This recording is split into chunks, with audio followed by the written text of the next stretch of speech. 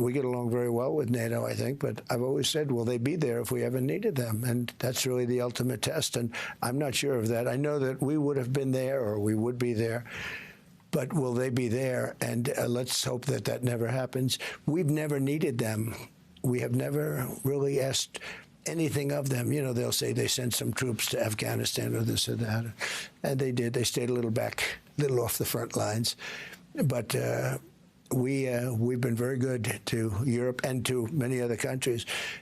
It has to be a two-way street, and it's been a two-way street, much more so, and now it's really been a two-way street. So that, you know, we have a country. Start by paying tribute to the 457 of our armed services who lost their lives in Afghanistan.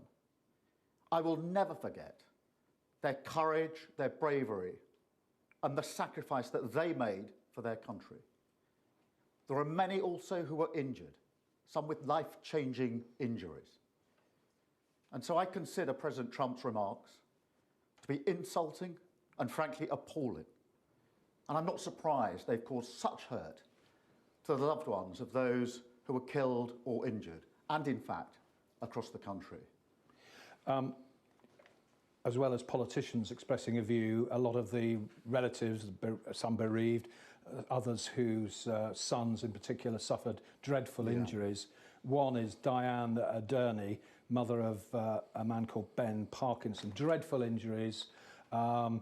She has said that you need to be tougher with President Trump and demand an apology from him. Will you call for an apology from the President? Well, I've made my position clear, and what I say to Diane is if I had misspoken in that way or said those words, I would certainly apologise, and I'd apologise to her. This is becoming a bit of a habit now. You're having to distance yourself and criticise the President. It's about third or fourth time in this week. Are you getting a bit exasperated by some of the things President Trump says?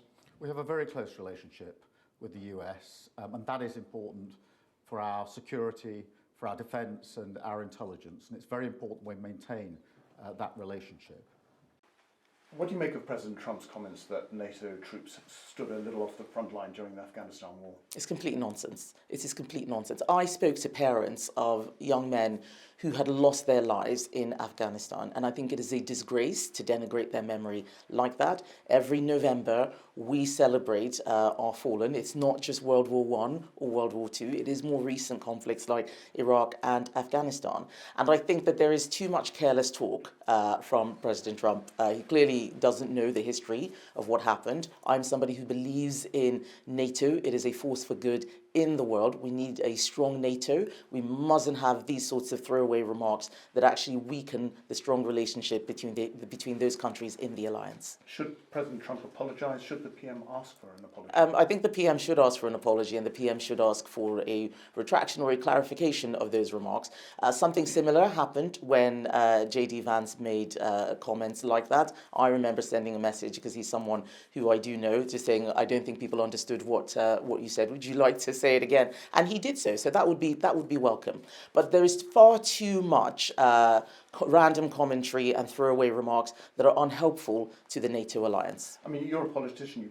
You pick your words very carefully. Aren't we just a bit blown away by him saying that? Well, the fact is, President Trump is President Trump. When he says stuff that we agree with, great. When he says stuff that we disagree with, then I think we should be robust. What I'm most concerned about is the British national interest. I'm interested in what happens in our country and to our country. And I think when we look at a lot of the decisions that have been made, the vote we had a couple of days ago on veterans, this terrible deal with the Chagos Islands, there are too many decisions that are being made as if it's a long time ago, rather than the reality of the increasingly dangerous world that we live in today. What is your response to that? Well, Trump's comments are appalling, and they're insulting to all those British veterans, the soldiers who lost their lives, the soldiers who came back with life-changing injuries, and all their families and friends. But people know I've regularly criticised Donald Trump for so much, and I question his character. But I also question the character of British politicians who've been supporting Donald Trump. Nigel Farage called him the bravest man he'd ever met, a man who's dodged military service 5 times. I think Nigel Farage's character is on the line, along with Donald Trump's. And, you know, Donald Trump has been putting European politicians through the ringer in the last few days with Greenland and the shift back on policies and everything. What do you make of Prime Minister Keir Starmer's response to that?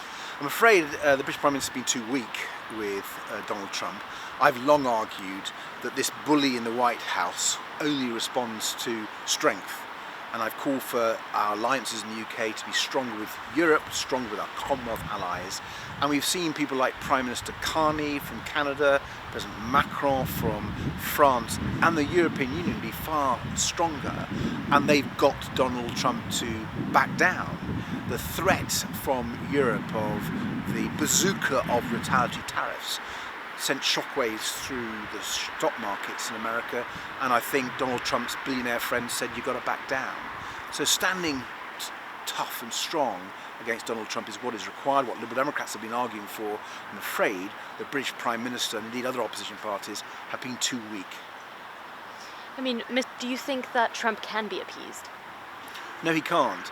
Yes, there's a role for diplomatic behind-the-scenes cajoling, but when he is being so insulting to our troops, when he's being so hostile to our country and our values, threatening the end of NATO, you cannot do that by appeasement. You have to stand up to him. You've got to be much stronger.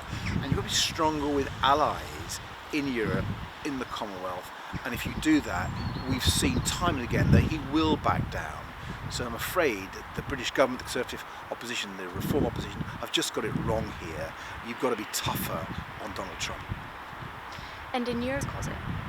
Yeah, Trump is threatening our economy and our defence, and therefore we need to show we have alternatives. We need to work with our NATO allies in Europe and in Canada and elsewhere to show that we can work together on our defence if America isn't going to turn up.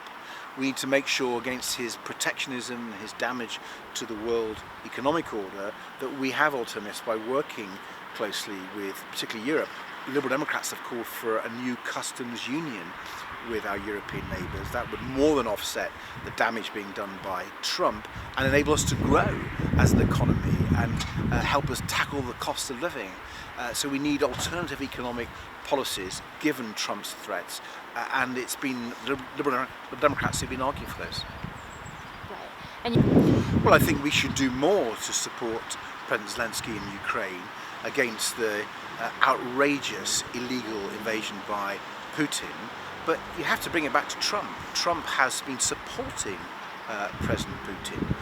President Zelensky is between a rock and a hard place.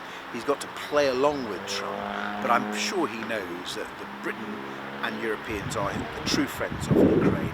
But we should still do more to back those brave Ukrainians. I think Britain and Europe should use those frozen Russian assets. We should seize them and use that cash to support Ukraine. And we double our efforts. Liberal Democrats have called for a European rearmament bank so we can boost our defence industries and make sure we are as strong as possible against the threat that Putin is. great. And well, I do have some sympathy, at least I did, with the Prime Minister, because we need to see if you could work with our American allies. But I think it's absolutely clear with this particular American president, he is not a reliable ally, and he's going against the national interest. And so I'm afraid the policy of Keir Starmer and the Labour government on this has just got to change. Liberal Democrats have been arguing that for some time. We need a stronger approach. Yes, of course, we need to see if we can continue to work with our American friends, but we've just got to be realistic. And I think it's a massive wake-up call, and I'm hoping the Prime Minister will now change his policy.